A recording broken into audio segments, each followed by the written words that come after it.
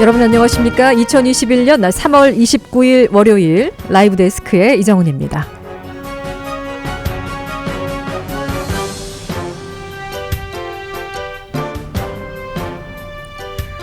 코로나19 발생 이후 아시안을 대상으로 한 증오 범죄와 인종차별 행위가 갈수록 심화되고 있습니다.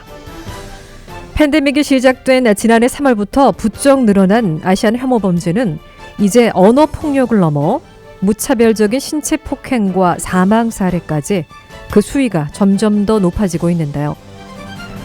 미국 내 아시아 인권단체인 아시아퍼시픽 정책기획위원회에 따르면 지난해 3월부터 올해 초까지 모두 47개 주에서 2,800여 건의 증오범죄 피해 사례가 접수된 것으로 나타났으며 이 가운데 한인을 대상으로 한 범죄는 전체의 15%인 420건으로 41%를 차지한 중국계에 이어서 두 번째로 많았습니다. 사실 아시아계에 대한 인종차별은 이전에도 존재해왔습니다. 그러나 최근 그 사례가 급증하고 심각하게 부각되고 있는 것은 코로나 팬데믹의 책임을 중국, 나아가서는 아시아계 전체로 돌리려는 편견이 자리 잡고 있기 때문인데요. 이에 대해 인권 변호사들은 혐오 범죄는 일부에게 안정감과 소속감을 주고 죽음에 대한 공포에 맞서는 방어 기제로 작용하기 때문에 이 같은 사건이 지속적으로 발생하는 것이라고 지적했습니다. 이제 아시아계를 향한 인종차별의 근원을 바꾸려면 처벌에 초점을 맞춘 징벌적 정의보다 뿌리를 변화시키는 회복적 정의가 중요합니다. 청년들에게는 인종적 공감과 연대를 증진시키는 교육을 하고 희생자들의 목소리를 들으며 그들을 지원하는 장기적인 접근이 폭력의 악순환을 더 효과적으로 무너뜨릴 수 있는 방법이 될 텐데요. 오늘 라이브 데스크에서는 아시안 증오 범죄를 비롯한 인종차별, 이에 관한 예방법과 대처법은 무엇인지 자세하게 알아보겠습니다. 네, 이 시간 인권단체 아시안 아메리칸 정의진흥협회의 존킴 변호사 모셨습니다. 어서 오십시오. 안녕하세요. 네, 반갑습니다. 자, 일단 아시안 아메리칸 정의진흥협회가 무슨 일을 하는 단체인지 소개를 부탁드리겠습니다. 아시안 아메리칸 정의진흥협회는 아시안 아메리칸을 대변하는 인권 단체 중에 전국적으로 제일 큰 비영리 법률 서비스와 인권 단체인데요. 네. 예, 처음 시작한 게 1983년에 그 빈센트 친 그 사건 때문에 그 일본 회사 때문에 직업을 잃었다고 백인 노동자들이 중국계인데도 일본계라고 해서 이제 살해한 그런 사건 때문에 그걸 계기로 해서 발족된 단체입니다. 지금 거의 30여 년이 된 단체죠? 넘었죠? 예. 벌써? 예. 네네. 지금 우리 존킴 변호사께서는 이 협회에서 어떤 일을 담당을 하고 계십니까? 제가 담당하는 부서는 이제 다국적 언어를 해서 그 전화 상담을 하는 전화 상담 부서의 부장을 담당하고 있습니다. 네네. 자, 되게 많은 사람들이 어떤 상황에서 정말 명백하게 느끼는 그런 기분을 가지지 않으면은 내가 인종차별을 당했는지 이것이 인종차별인지 아닌지도 구분을 못하는 경우가 많습니다. 지금 변호사께서 보시는 인종차별의 정의 무엇이라고 보십니까? 예, 인종차별이 뭐 심증은 가는데 물증이 없는 경우가 대부분인데 네. 법적으로 정의를 내린 거는 한 사람의 인종이나 인종에 관계된 개인적 특징, 그러니까 머리 스타일, 피부색, 얼굴의 특징 같은 거 그런 이유로 그 사람에게 불리하게 대우를 하는 것을 인종차별로 보고 있거든요. 네네. 예, 예를 들자면은 고용주가 직원을 고용할 때 인종을 기준으로 하면은 당연히 인종차별이고 만일 채용 기준이 중립적으로 보이지만 그게 특별한 인종에게 영향을 끼치면 그거를 인종차별로 보고 있습니다. 그렇군요. 그리고 또 인종차별을 하면서 또 다른 인종을 괴롭히는 그런 행위도 아주 만연해 있지 않습니까? 예, 예. 그래서 뭐 계속 뉴스에 나오지만은 네. 예, 인종을 이유로 가게 같은 데서 이제 서비스를 거부하거나 버스나 택시에서 승차 거부를 하거나 그런 것도 있고요. 네. 또 물밑으로는 이제 특정 인종의 채용 거부 아니면은 특정 인종만 관리직에 승진을 시키고 누락을 시키고 아니면은 또 뭐 예로는 이제 흑인계만 마약 검사를 받아야 된다 네. 그런 거라던가 그런 것도 다 인종차별에 포함이 되는 거죠. 그 저희가 뭐 흔히 지금 뭐 승진에서의 누락 같은 말씀을 해주셨는데 유리천장이라는 얘기를 합니다. 보이지 않는 벽이 있다라고 늘 얘기를 하는데 실제로도 일반적인 많은 분들이 그런 사례를 경험을 하고 계십니까?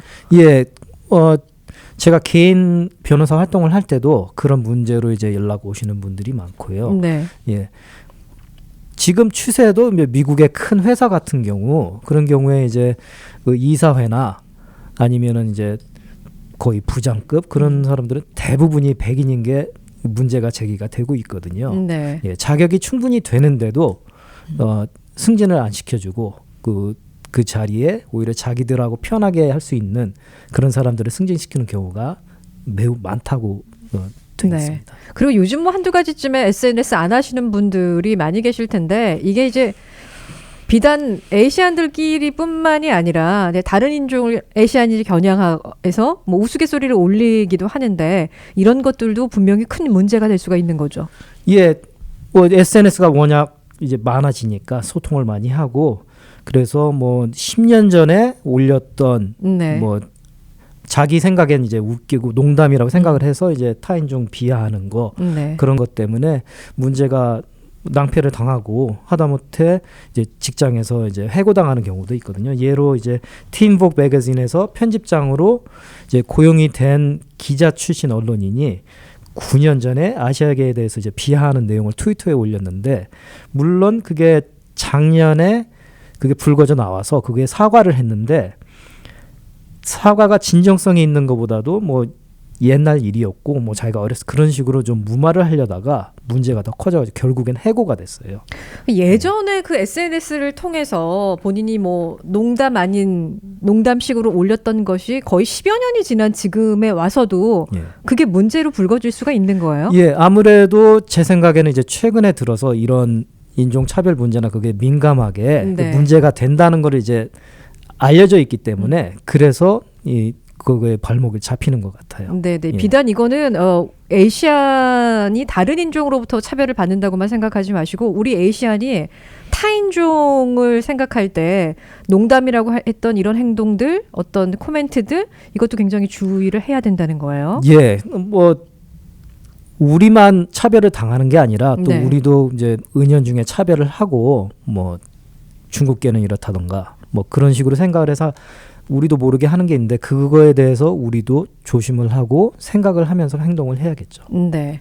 자, 인종차별을 당해도요. 그 당시에는 내가 인종차별을 당한 것인지 인지를 하지 못하는 경우도 상당히 많습니다. 그 뭐 상황별로 다 다르기도 예. 할 텐데 어떤 상황에서 이제 인종차별들이 이루어지고 있는지 좀 그 예시를 들어주시면 좋을 것 같습니다.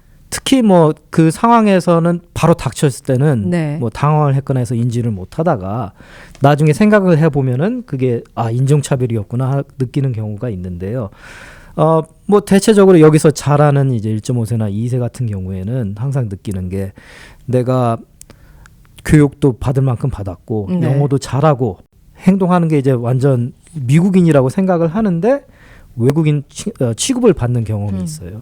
예, 뭐랄까 뭐 특히 미국 같은 경우에 이제 여행을 가거나 뭐 가까이 사람이 앉아 있으면 이제 인사도 하고 대화를 하는 경우가 많은데 항상 이제 듣는 게 야 너는 동양인인데 참 영어 잘한다. 어느 나라에서 왔느냐. 네. 제 친구 같은 경우는 여기 3세 4세인데 나 미국 사람인데 왜 내가 그 소리를 들어야 되는지 그런 이야기를 듣는 경우가 있죠. 네.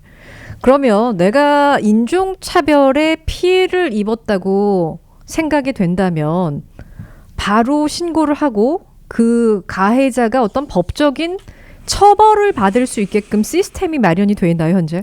예, 뭐 그 형사법 제도가 캘리포니아 같은 경우에는 이제 개인이 형사 기소를 할 수가 없거든요. 네.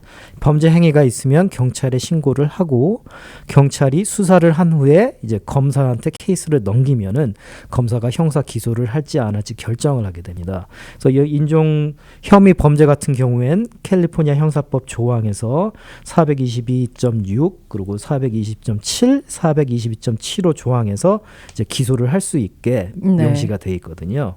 그래서 보통 인종 혐의 범죄 같은 경우에는 인종을 토대로 폭행이나 협박을 해서 피해자의 법적인 권리를 침해할 때는 최고 1년 징역형과 5,000불의 벌금 그리고 400시간의 사회봉사활동을 구형받을 수 있습니다. 네. 그리고 또 한 가지가 있죠. 예, 그러고 또 경범으로 만약 유죄 판결을 받았는데 그 행위에서 인종을 염두를 해서 범죄를 했다. 그럴 경우 이제 검사가 1년에서 3년까지 징역형을 높여달라고 신청도 할 수가 있습니다. 네, 이게 번외 얘기긴 합니다만 원고에는 없는 겁니다. 혹시 검사가 약간 인종차별주의, 레이시스트일 경우도 분명히 있지 않겠습니까? 뭐 없다고는 할 수 없겠죠. 네, 예. 그런 것들이 어떻게 보면 판결에도 영향을 미칠 수 있나요? 범사는 이제 구형을 하고 하지만 네. 판사가 이거를 판결을 내리고 특히 여기는 이제 형사법 같은 경우에 배심원들이 하기 때문에 네. 물론 그런 이것도 뭐 심증은 가지만 물증이 없는 경우에 힘들지만 그럴 경우에 이제 검사 그 시스템 자체 내에서 거기에 대해서 이제 컴플레인을 할 수 있고 그 시스템에 대해서 이제 도전을 할 수 있기 때문에 네. 예, 그런 제도가 있죠. 지금 뭐 최고 1년의 징역형 또는 $5,000의 벌금, 400시간의 사회봉사 예. 활동이라고 하셨고, 만약에 이제 경범으로 유죄 판결을 받았을 경우에는 인종을 염두를 해서 검사가 1년에서 3년까지 징역형을 좀 높여서 기소를 할 수 있다라고 하셨는데 이게 어떤 저지른 범죄에 비해서는 형량이 너무 낮은 거 아닙니까? 이거는 이제 인종 혐의 범죄 그거에만 한한 거고 그거 외에 이제 폭행이 있으면 그 폭행에 대해서는 또 따로 네. 예, 기소가 가능하기 때문에 그 폭행 행위에서 이제 징역형이 더 올라갈 수 있고 계속 합하는 거죠, 이런 거를. 네. 예. 그러면 지금 형사법으로 기소되는 거 이외에 예. 혹시나 내가 인종 차별이라든지 인종 혐오 범죄에 연루가 돼서 피해자라고 생각이 든다면 민사 소송을 벌일 수도 있는 거예요? 예, 뭐 물론 여기가 이제 소송의 천국이니까 민사 소송은 항상 가능하고요. 예. 물론 이제 민사 소송은 개인이 하는 거기 때문에 배심원이나 판사에게 우리가 이제 최소한 51% 이상의 확실성이 있다. 그렇게 증명을 하면은 승소를 할 수가 있습니다. 근데 네. 중요한 거는 민사 소송 자체가 보통 1년에서 뭐 5년, 6년까지 갈 수도 있고 그리고 여기 판사가 또 요구를 하는 거는 피해 본 것이 뭐냐? 그거를 이제 돈으로 환산을 해서 우리가 제시를 해야 되기 때문에 피해 본 상황을 증명하는 걸로 끝나는 게 아니고 그 구체적인 금액을 제시를 해야 되는 거예요? 그렇죠. 예. 뭐 하다못해 폭행으로 인한 병원비라든가 네. 뭐 아니면 폭행으로 인해서 내가 일을 못했다. 그것도 피해니까 그런 거를 이제 돈으로 환산을 해서 이제 판사한테 이러이러해서 피해액이 이거다. 네. 그렇게 이제 주장을 해야 되기 때문에요. 피지컬 어뷰즈를 당했을 때는 지금 말씀하신 대로 그게 증명이 가능하지만 치료를 받아야 되니까 예. 정신적으로 이제 버벌 어뷰즈를 당하는 경우에는 예. 이걸 어떻게 증명을 합니까? 예. 그래서 이 정신 상담이나 네. 그런 거 받은 영수증 그런 게 중요하고요. 보통 이제 이런 거를 당했을 때 그 당시엔 모르는데 나중에 PTSD로 이제 고생하시는 분들이 많거든요. 그래서 혼자서 그게 하는 게 아니라 상담을 받음으로써 예, 거기에 대해서 이제 병원비나 상담비 그런 걸 청구를 할 수 있고요. 물론 Rough Civil Rights Act라고 해서 1976년에 이제 통과한 게 있는데 만일 증오 범죄나 협박 증오 범죄가 있을 때는 인권 침해 소송으로 있어서 이 25,000불까지 민사 벌금, 시블 페널티라고 해서 그거를 청구를 할 수 있고요. 그 외에 손해보상, 퓨니티브 데미지라고 해서 징벌성 보상하고 변호사비를 청구할 수 있게 허용을 한 게 있어요. 근데 보통 많은 에이시안, 특히 이제 한인분들 같은 경우에는 인종차별이라고 명백하게 드러나는 상황에 어떤 피해를 입으셨어도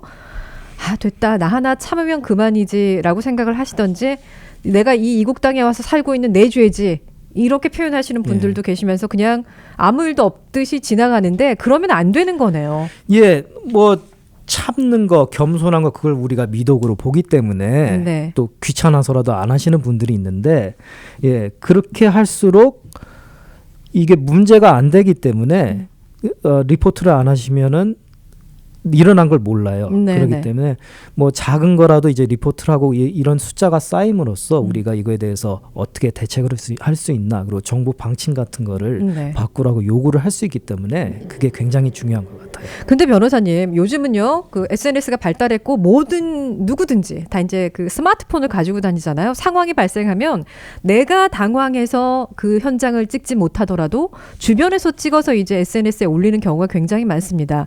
그러면 피의자의 얼굴이 나오는 것은 물론이고 가해를 행한 사람의 얼굴도 나오게 되는데 그런 것들은 법적으로 문제가 없습니까? 그 상황에서 이제 범죄를 하는 거기 때문에 네. 예, 그런 거는 문제가 없고요. 특히 이 캘리포니아 같은 경우에는 이제 명예훼손이나 그런 걸로 소송하기가 굉장히 힘들거든요. 네. 한국은 사실 고지가 있어도 명예훼손이 성립이 되지만 캘리포니아는 만일 말하는 거나 일어난 게 사실이면은 네. 명예훼손이 성립이 안 돼요. 아. 그렇기 때문에 이게 더 많을수록, 왜냐하면은 이 피해자들이 비디오를 찍어서 내놨을 때 네. 많은 케이스가 그 가해한 사람이 그거 한 번이 아니더라고요. 나중에 또 다른 피해자들이 그거를 보고 나도 당했다. 네, 그렇게 네. 해서 나오고 그러기 때문에 굉장히 중요한 것 같아요. 그런 걸할수 정말 있는 게. 상대에게 피해를 준 사실이 명백하다면 그걸 SNS나 다른 어떤 플랫폼에 올려도 그것은 죄가 아니라는 거예요. 그렇죠. 예, 뭐 그거 가지고 명예훼손이라고 네, 소송을 네. 한다면 그건 가능하지가 않죠. 그걸 만약에 예. 꾸며진 일이라면 그게 가능하겠지만 그렇죠. 예. 그렇군요. 거짓이 아니면은 네네. 예. 보통 이제 경찰 신고를 하시는 분들이 많이 계시고요. 본인이 인종차별 또는 범죄를 당했다고 생각을 하시면 이제 그렇지 않은 경우도 있을 텐데요. 신고 외에 또 할 수 있는 것들이 어떤 것들이 있겠습니까? 신고 외에 물론 이제 많은 분들은 이제 신체적 폭행이 없으면은 네. 뭐 경찰에 있으면은 경찰에 신고하지만 그 외에는 그냥 넘어가는 경우가 있는데, 이거를 리포트를 받는 그런 웹사이트나 단체가 있기, 저희 단체 같이 네네. 리포트를 하셔서 이러이러한 일이 일어나고 있다, 그거를 많이 알려주실수록 이런 법안 같은 거 그런 거를 발의를 할 때 토대가 이런 통계 자료, 이런 사건이 이만큼 있다, 그런 걸 보여주는 거기 때문에 그걸 해주시면은 전체적으로 시스템적으로 저희가 바꿀 수 있기 때문에 그게 매우 중요하다고 생각합니다. 그렇군요. 지금 그 코비드-19 이후에, 이 팬데믹 이후에 인종차별 또는 이 증오범죄 신고 건수가 그 이전에 비해서 아주 기하급수적으로 늘었다는 그런 통계를 제가 본 적이 있는데 실제 수치가 어느 정도인 거예요? 실제 수치가 그 Stop AAPI Hate이라는 인조 혐오 범죄 같은 거나 그런 네. 거에 대해서 신고를 받는 단체가 있는데, 미 전국적으로 2019년에는 4건의 신고가 있었다고 하는데 2020년에는 다 합쳐보면은 3,300건의 신고를 받았다고 합니다. 네. 그리고 캘리포니아가 이제 전국적인 건데 캘리포니아에서는 1,691건이 있었다고 하고요. 네. 예. 그리고 지금 현재 2021년 3월 달까지 503건의 신고를 받았다고 합니다. 그러고 뉴스를 보니까 그 Center for Study of Hate and Extremism이라는 단체에서는, 거기도 이제 신고를 받는 단체인데, 오렌지 카운티 같은 경우에는 아시아계를 상대로 한 증오 범죄가 1200%가 늘었다고. 팬데믹 이후에 1200%가 급증했다고요? 예. 팬데믹이 시작된 다음에. 오렌지 카운티에서 이렇게 많은 인종차별과 증오범죄가 급증한 이유가 따로 있습니까?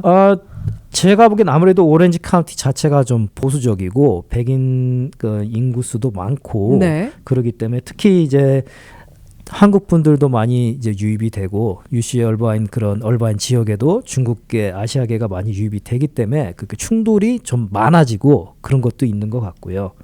예. 그런 이유로 오렌지 카운티에서는 예. 그렇게 많은 수의 신고 건수가 들어왔다라고 예. 추정을 하시는 건가? 예. 그리고 백인 우월주의자들 단체 같은 경우 오렌지 카운티에 좀 단체가 좀 네. 뿌리 깊게 많이 있었거든요. 예. 그래서 그 이유 때문에 되는 것 같다고 이렇게 추정을 하고 있습니다. 지금 유튜브로 어떤 분이 댓글을 하나 주셨습니다. 애청자께서 기준이 약간 애매하긴 한 것 같은데, 예전부터 스포츠 경기를 볼 때마다 인종 특성상 흑인들이 피지컬이 좋기 때문에 흑인 피지컬로 눌러버리는 경기, 뭐 미식 축구나 예. 뭐 육상 등을 볼 때마다 우리가 아무리 잘해도 기존 피지컬 자체가 다르구나 사람들하고 이렇게 이야기를 나눴는데 이런 것도 인종차별 발언에 속하는지 전혀 나쁜 뜻은 아니었지만이라고 물으셨어요. 예. 이것도 예. 인종차별입니까? 그런 문제 때문에 예. 이런 거 중계하는 분들이 또 제재를 받는 경우도 많고요. 왜냐하면은 제가 여기 처음 왔을 때 80년대 말이나 그럴 때는 농구를 할 때 흑인 선수가 잘하면은 이 타고났다 그런 식으로 하는데 백인 선수가 잘하면 열심히 노력을 해서 저기까지 갔다 뭐 그렇게 좀 편드는 식으로 그렇게 중계하는 사람들이 많았거든요. 네네. 예, 그게 쌓이다 보니까 이제 아무래도 눈뜬 거죠 사람들이 이제 언론계 같은 데서 이게 인종차별적인 얘기가 아니냐 해가지고 요즘에는 그게 많이 줄어들었어요. 그리고 또 이제 스포츠 중계하는 것도 이제 백인만이 아니라 이제 다른 인종 그리고 여자분들 그런 분들이 이제 하게 되니까 거기에 대해서 이제 민감해지고 이제 어느 정도 알게 되는 거죠. 이렇게 하면은 인종차별이고 성차별이구나. 네. 오늘 새로운 사실을 하나 알게 돼서 사실 이거는 거의 칭찬에 가까운 그러니까 내추럴 본으로 좋은 피지컬을 타고났기 때문에 참 잘한다라는 의미로 칭찬의 의미로 저희는 했던 얘기였는데 이것도 인종차별이 될 수 있다는 거네요. 왜냐하면은 이제 스포츠 같은 경우에 이제 그렇게 그 탑 수준으로 올라가는 분들이 타고난 것만 가지고 가는 게 아니잖아요. 또 연습을 또 많이 하고 하다못해 옛날 코비 브라이언트 같은 경우에 물론 잘하지만 연습벌레로 굉장히 알려져 있거든요. 그런 식으로 노력이 들어가는데 그거를 무시를 할 경우 그거는 인종차별로 볼 수밖에 없는 거죠. 말 조심하셔야겠습니다. 예. 그리고 또 하나 질문하신 분이 계시는데 이제 흑인을 칭할 때 좀 속된 말로 뭐 니거, 뭐 아프리칸 아메리칸 뭐 이런 식으로 이제 표현을 하기도 하는데 어떤 것은 인종차별이고 어떤 거는 누구나 이제 그 평이하게 부를 수 있는 단어인지 그것도 이제 각 인종별로 여러 가지가 있지 않습니까? 그런 것도 조심을 좀 해야 되는 거죠. 당연히 조심해야죠. 예, 특히 이 한류 때문에 한국 드라마 같은 걸 많이 보시는 분들이 있는데 어떤 경우엔 이 미국 방송에서는 나올 수 없는 그런 게 그냥 영어가 안 돼 영어를 할 때 나오는 경우가 있거든요. 특히 뭐 흑인을 치징하는 그런 거를 여기선 굉장히 심하게 보는데 그것도 인종차별의 발언인 거예요. 그거는 뭐 직접적인 거기 때문에 and something. 그거는 뭐 빠져나갈 수가 없죠. 그럼 아프리칸 아메리칸이라고 저희가 이야기하는 것도 그거는 모르겠어요. 그 보통 시대에 따라서 이제 사용을 많이 하는데 뭐 전에는 그냥 블랙 아메리칸 뭐 그렇게도 썼는데 제가 보기엔 2000년대 초에는 또 아프리칸 아메리칸으로 갔다가 이제는 또 다시 블랙 아메리칸으로 갔다가 그렇게 사용을 하는 것 같더라고요. 근데 그 아프리칸 아메리칸이나 블랙 아메리칸 뭐 그런 정도는 인종차별이 아니고 그 사람들을 이제 표현하는 거니까 괜찮은데 이제 문제는 그 제일 싫어하는 그거를 쓰는 게 그리고 또 히스패닉을 지칭할 때 여성분은 땡땡, 남성분 또 땡땡 이런 식으로 해서 이렇게 통칭해서 부르는 경우가 있는데요. 특히 이제 그 한인 비즈니스 하시는 분들 그런 것도 인종차별에 해당이 됩니까? 그렇죠. 그리고 물론 이제 그 말을 쓸 때 이 듣는 사람이 거기에 대해서 이제 기분이 나쁘다거나 인종차별 발언적으로 느낀다면은 문제가 크게 될 수가 있거든요. 그리고 이제 비즈니스 하시는 분들이 이제 자기 직원이나 뭐 편하게 대한다고 그렇게 하는데 너무 좀 선을 넘어나서 너무 심하게 거의 차별적으로 그렇게 하시는 분들이 있거든요.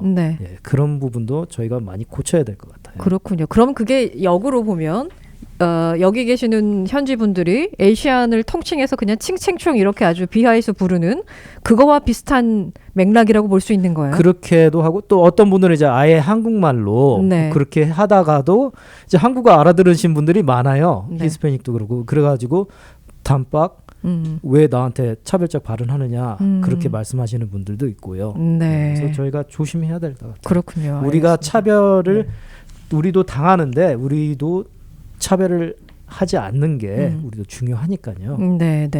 혹시 그 니그로라는 표현이 있는데 그것도 절대 쓰면 안 되는 표현입니까? 모르셨어요? 그거를 될 수 있으면 피하는 게 좋죠. 왜냐하면 또 발음이 세서 또 다른 소리가 될 수도 있고 예. 물론 좀 그 흑인 사회에서도 거기에 대해서 이제 급진적인 분들은 자기들이 그거를 쓰시는 분들도 있어요. 있기는 예. 또 옛날에 그걸 많이 써봤으니까. 네. 근데 우리 같은 경우에 그거를 될 수 있으면 피했으면 좋겠어요. 알겠습니다. 예. 그러니까 사전에 좀 예방을 하자는 예. 얘기가 되겠죠. 네, 알겠습니다. 요즘 부쩍 이 아시안 인종 차별 증오 범죄 많이 늘었다는 말씀 해주셨는데 주로 어떤 장소에서 이 같은 일들이 발생하고 있습니까? 뭐 요즘 치세는 특정한 장소 같은 건 없는데 네. 예, Stop AAPI Hate 단체에 따르면은 가게나 레스토랑 같은 비즈니스에서 제일 많이 발생한다고 합니다. 아무래도 사람들이 많이 모이니까. 네. 그래서 비즈니스에서 발생한 사건이 신고된 것 중에 35%. 그리고 또 길거리에서 일어나는 거 그런 경우에는 25%. 길거리도 많네요. 예. 네. 그리고 이제 공원 같은 데서 일어나는 게 9.8%라고 합니다. 네. 그리고 온라인으로도 또 이렇게 비하하는 단어나 그런 걸 쓰면서 괴롭히는 행위가 그 10.8% 정도 네. 그렇게 된다고 하는데요. 온라인에서 내가 인종차별의 피해를 입었다라고 생각하면 뭐 캡처를 해야 되는 거예요? 어떻게 하는 게 그렇죠. 좋아요? 예, 그거를 이제 리포트 같은 걸 할 때 캡처를 한다든지 그리고 온라인이라도 다 이제 추적을 하면 누군지 그게 이제 밝혀지기 때문에 그런 걸로 이제 신고를 많이 하는 걸로 알고 있습니다. 그러니까 본인이 이제 이미 캡처를 해뒀는데 그 피해자가 나중에 그 게시물을 삭제한 경우도 있지 않겠습니까? 예. 그런 경우도 처벌이 가능한가요? 예, 그런 게 있을 때는 뭐 전문가들이 아무리 그걸 지워도 그 과거에 있는 거를 이제 뽑아낼 수 있기 때문에 네. 예, 그런 것도 있고 만약 그걸 당했을 때 당연히 사진을 찍거나 캡처를 해서 기록으로 남기는 게 중요하죠. 또 가정 내에서 행해지는 이 증오 범죄의 형태도 굉장히 다양한 것으로 알고 있습니다. 예를 든다면 그 특정 국가의 어떤 배우자라든지 또 특정 국가에서 아이를 입양했다든지 이런 식으로 된 가정 환경에서 언어적 폭력, 물리적 폭력 뭐 많이 가했을 때인데 이런 것들이 가정 내 어떤 그 폭력 그 사건이기 때문에 도메스틱 바이올런스로 이게 적용이 되는 건지 아니면 인종 차별과 혐오 범죄가 거기 추가로 더해지는 건지 그 부분도 좀 궁금하거든요. 특히 여기서는 이제 가정 폭력도 굉장히 심각하게 받아들이기 때문에 네. 만일 거기에서 인종적인 게 그런 게 들어갔다면은 당연히 둘 다 이제 포함을 할 수가 있고요. 하다못해 요즘에는 이제 가정 폭력 피해자가 여성일 경우에는 여성 혐오 범죄를 추가로 적용해야 된다는 그런 주장도 나오고 있거든요.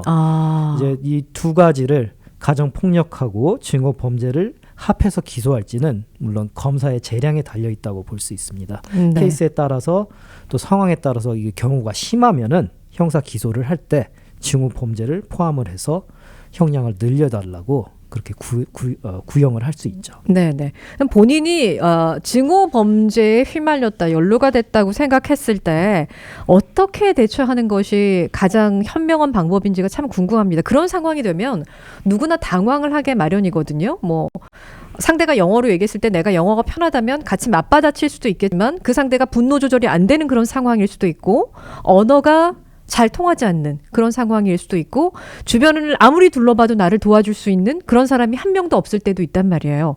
이럴 때는 어떻게 하는 것이 가장 좋겠습니까? 예, 제일 중요한 거는 본인의 안전을 확보하는 거죠. 특히 뭐 여기는 또 총기 문제 그런 게 많기 때문에 위험하다고 생각되면은 빠르게 이제 자리를 떠나는 게 최선이고요.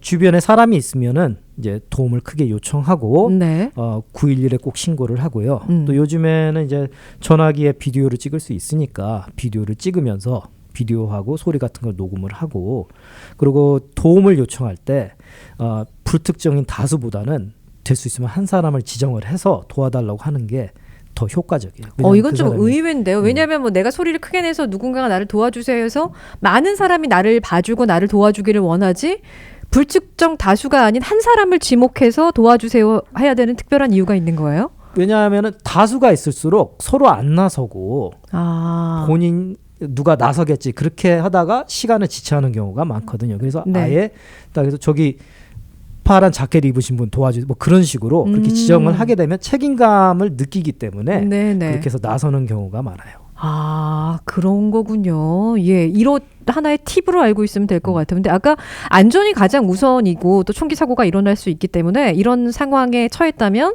먼저 현장을 떠나는 것이 중요하다고 하셨잖아요. 근데 리포트를 하려면 저희가 이 증거를 가지고 있어야 되는 건데 이 현장을 떠나버리니까 증거가 없어지는 거잖아요. 예. 그래서 증거도 중요하지만 물증 같은 것도 중요하지만 본인이 이제 이걸 겪었다 하는 그런 증언이 있기 때문에 그것도 증거 중에 하나거든요. 아, 내가 이런 사건을 겪었다. 그래서 이제 구체적으로 이런 사람이 키가 어느 정도고 어떤 옷을 입은 사람이 이런 식으로 하고 구체적으로 무슨 행동을 했는지 무슨 말을 했는지 그런 게 더 더해지면은 신빙성이 높아지고 증언 자체도 증거가 될 수가 있는 거죠. 그리고 요즘은 그 서베일런스 카메라라고 얘기하죠. CCTV가 이제 길거리 곳곳에도 있는데 나중에 경찰이 정식으로 리포트를 하게 되면 그것들을 통해서 범인을 확인을 해볼 수도 있는 건가요? 예, 뭐 그런 사건이 있으면은 뭐 무슨 범죄가 있을 때 경찰이 그 지역에서 CCTV 있는 데를 다 확인을 하더라고요. 조사를 하면서. 네네. 자, 현재 그 증오 범죄에 연루돼서 가해자가 됐을 경우에 이 처벌 절차가 어떻게 됩니까?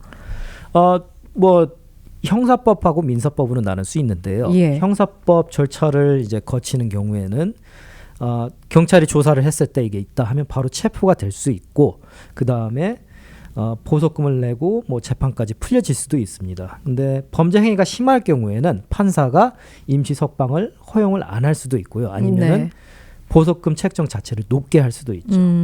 그리고 이제 형사법에 따라서 검사나 경찰이 임시로 적금 금지 명령을 신청해서 내줄 수가 있고요. 그리고 피해자 보호 제도가 있기 때문에 경찰이나 검사 같은 경우는 개인 정보를 보호를 하게 돼 있고요. 이 보호를 받는 그런 절차에 대해서는 경찰과 검사가 거기에 대해서 정보하고 도움을 드릴 수가 있습니다. 그리고 이제 민사적인 경우에는 개인이 직접 민사 법정을 통해서 접근 금지 신청을 할 수 있고요. 이게 민사지만 만일 판사가 접근 금지 명령을 내렸는데 이걸 어겼다. 그럴 경우에는 이제 형사법으로 바로 기소를 또 할 수가 있거든요. 그리고 민사로 이제 접근 금지 명령이 들어가면은 캘리포니아 치안국 시스템 클래츠라고 해가지고 거기 입력이 되기 때문에 하다못해 경찰이 이제 트래픽 스탑을 했는데 사람을 세웠을 때 조회를 하면은 접근 금지가 있다는 그런 게 기록이 바로 뜨게 돼 있어요. 나오는군요. 보통은 그 피해자들이 가해자가 나에게 보복을 할까봐 두려워서 신고를 미루거나 아니면 뭐 옆집이나 이웃에서 이제 끊임없이 그런 나쁜 행위들을 그냥 감내를 하고 있다 이사를 가시는 경우도 많다고 하는데 그러지 마시고 용기 내서 리포트를 하시고 피해자를 보호할 수 있는 그런 제도가 충분히 마련이 돼 있으니까 겁내지 말라는 거잖아요. 제일 중요한 거는 그래도 이제 항상 조심하고 자기 개인 정보를 보호하는 거죠. 아무리 접근 금지 명령이라도 따지고 보면 종이 한 장이기 때문에 항상 조심하는 게 좋을 것 같아요. 근데 이런 절차를 통해서 보호를 받을 수 있기 때문에 이럴 경우엔 당당하게 나서서 꼭 해야 될 것 같습니다. 자, 그동안 인종차별이나 이 증오범죄가 발생을 하게 되면 저희들이 가장 많이 관심을 가졌던 것이 바로 피해자의 이름 또는 라스트 네임입니다.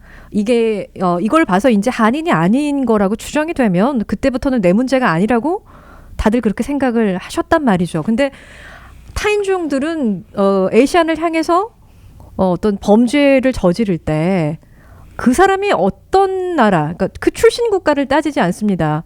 이번에는 그 차이니즈가 됐고 비엔나미즈가 됐어도 다음 타겟은 내가 될 수도 있다는 거기 때문에 이제는 거기서 우리가 좀 인식의 전환이 필요한 때가 아닌가 싶어요. 저희가 이제 미국에 살고 미국인이라는 그런 인식을 더 가질 때고요. 물론 뭐 우리 뿌리에 대해서 자랑스럽게 생각하고 문화를 존중하는 건 좋지만 아시아인들을 겨냥하는 이런 문제에서는 다 함께 대처를 해서 한 목소리를 내는 게 중요하다고 생각합니다. 지금 이런 말씀 주신 분이 계세요. 우리도 이번 기회에 반성을 해야 합니다. 우리도 그동안 흑인과 히스패닉, 타 아시안들, 예를 들면 필리핀이나 타일랜드, 베트남, 중국인들을 향한 차별적인 언행을 했는지 뒤돌아보는 기회가 됐으면 좋겠습니다. 우리가 상대보다 조금이라도 낫다 생각하면 그저 차별하려 드는 우리의 국민성도 과감히 버려야 합니다. 흑인들의 노력으로 그나마 오늘 같은 인권을 잃은 것입니다라고 또 일침을 가해 주신 분이 계신데 이런 의견에 대해서는 어떻게 생각하세요? 예, 정확하게 해주셨고요. 네. 예, 아무래도 그 말이 나오는 게 1960년대 흑인 인권 운동을 하면서 이제 소수계 차별 그런 거를 이제 막는 법안이 많이 나왔거든요. 네. 그래서 이제 보통 이야기하는 게 우리 아시아계들은 그거에 그냥 어부지리로 이렇게 보호를 받고 있다 그런 소리가 있는데 예. 우리도 이제 계몽을 해서 우리도 차별하는 그런 거에 대해서 생각을 해보고 네.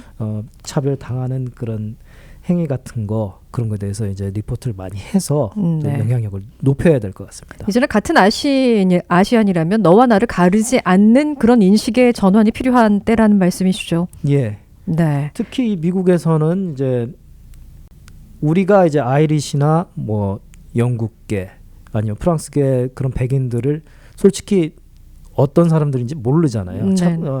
구별을 못하듯이 대부분 여기 사는 사람들도 중국인인지 한국인인지 일본인인지 그걸 모르기 때문에 전체적으로 해서 무조건 아시안이라고 공격을 하는 경우가 많기 때문에 네.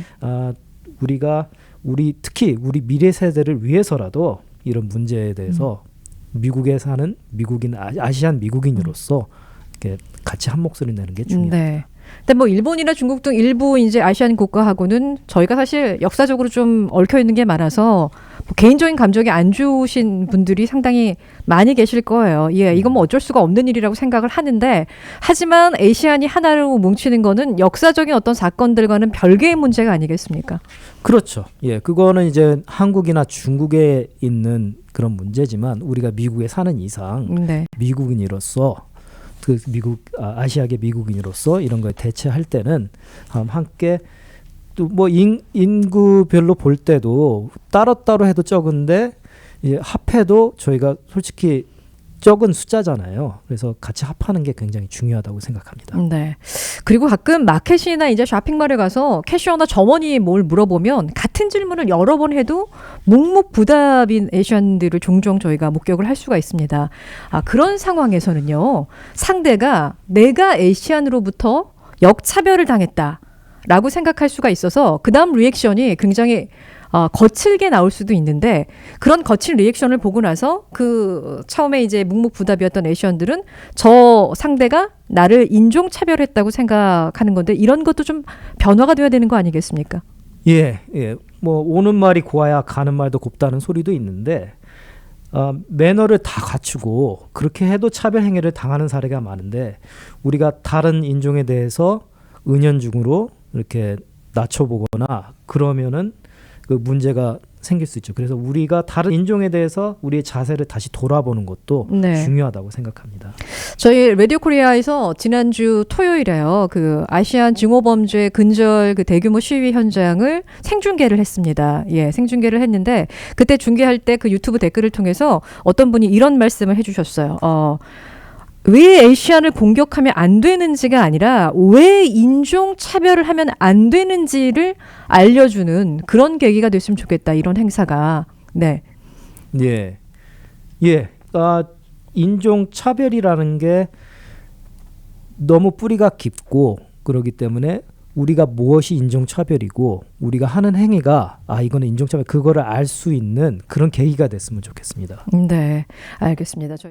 자, 오늘 이 시간에는 인권단체 아시안 아메리칸 정의진흥협회 존킴 변호사 모시고 아시안 증오범죄를 비롯한 인종차별 이유에 관한 예방법과 대처법에 대해서 알아봤는데요. 이제 시간이 많이 지나서 저희가 마지막 질문 하나 남겨놓고 있는데요. 인종 혐오 범죄가 이렇게 끊임없이 발생을 하고 있는 건 이게 큰 사건이 발생했을 때만 잠깐 한 목소리를 내다가 모두 다시 모래처럼 흩어지는 데 이유가 있지 않나 그런 생각을 잠깐 해봤었는데 뭐 이제 가정이나 학교, 직장 등에서 지속적인 계명 교육을 좀 하고요. 또 유연한 사고방식을 가지고 대처법을 숙지해야 되는 그런 게 필요한 시점이 아닌가라는 생각이 드는데 마지막으로 조언 한 말씀 해주시고 이 시간 마무리하도록 하겠습니다. 네, 우리도 미국인이라는 생각으로 좀 더 적극적으로 목소리를 낼 수 있으면 합니다. 뭐 좋은 게 좋은 거다 해서 피해를 당해도 네. 우리 인권 침해를 당해도 그냥 신고를 안 하고 조용하게 있는 경우가 있는데 앞으로는 물론 현재 신고되고 있는 숫자도 뭐 빙산의 일각이라고 훨씬 더 많은 걸로 보고 있거든요. 그리고 좀처럼 이런 신고나 고발을 안 하는 아시아계의 특성을 감안해서 그렇다고 하는 말도 있는데 우리가 할 거는 우리도 이제 정치적 영향력을 올려야 되고 그러기 때문에 네. 피해를 당했을 때는 당연히 신고를 하고 이렇게 해서 이런 통계가 있어야 우리가 아시아계를 보호하는 법안을 통과를 할 때 더 힘을 받을 수 있고요. 네, 그렇기 네. 때문에 피해받는 그런 사건이 있다면은 당당하게 나와서 네. 신고를 하시고 도움을 청하셨으면 좋겠습니다. 자, 한국어 도움이 필요하신 분들은요. 아시안 아메리칸 정의진흥협회 800-867-3640 800-867-3640번으로 연락하시면 한국어 한라인을 통해서 오전 10시부터 3시까지는 도움을 받아보실 수 있고요. 또 저희 라디오 코리아 홈페이지 아시안 증오범죄 신고센터로 오시면 또 한국말로 여러분들이 당한 사건 리포트해서 저희가 취재도 해드리도록 할 테니까요. 인종차별 이제는 당하고만 있지 마시고요. 여러분들 의식도 좀 전환을 하시고 또 철저한 신고의식도 함께 키워보셨으면 좋겠습니다. 지금까지 인권단체 아시안 아메리카 정의진흥협회 존킴 변호사와 함께했습니다. 다음 달에 다시 한번 모시겠습니다. 고맙습니다. 네, 감사합니다.